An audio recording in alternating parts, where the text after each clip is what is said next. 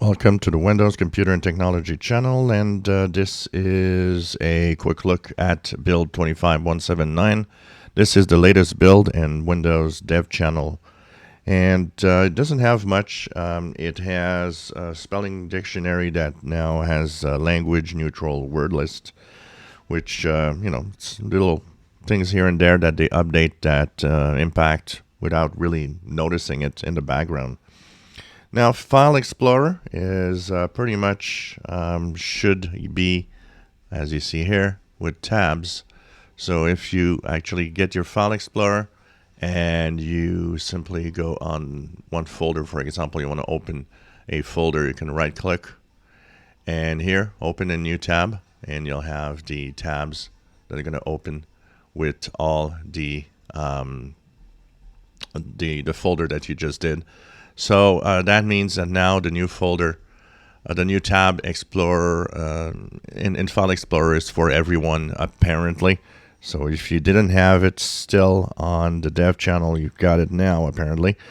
What's interesting about this is that we're really not sure that 22H2 in Windows 11 will get it. And so we can't really count on it because even though they're testing it, we're not sure anyone's going to get it with the final finished version. So that's weird. If you're on the beta channel, by the way, there were updates for both build numbers, the 22621, 22622 builds. Some of you are on one that has no new features and the other one with new features.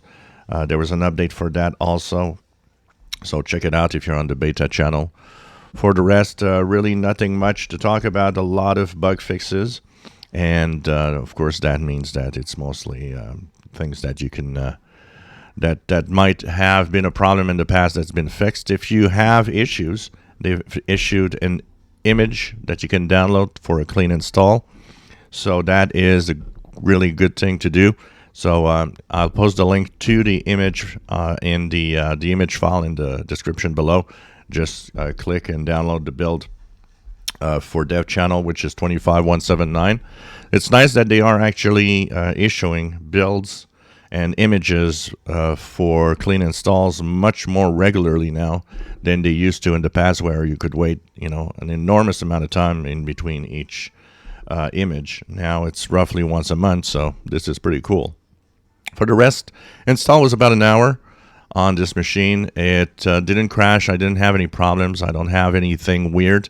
One thing that I had weird last time, I had noticed that when we opened apps and played with different apps, the spacing between the icons and the taskbar were weird and sometimes overlapping each other. I guess this might have been fixed now because when I look at it, I don't see anything overlapping. But it's kind of weird to see that was happening. So just open Google Chrome. I'm going to see it immediately. It's still overlapping. You see here, there's a weirdness in the overlapping of the icons. So this is still happening here. I don't know if it's general for everybody, but in my case, this very weird overlapping of icons is there, and that was there on the last build also.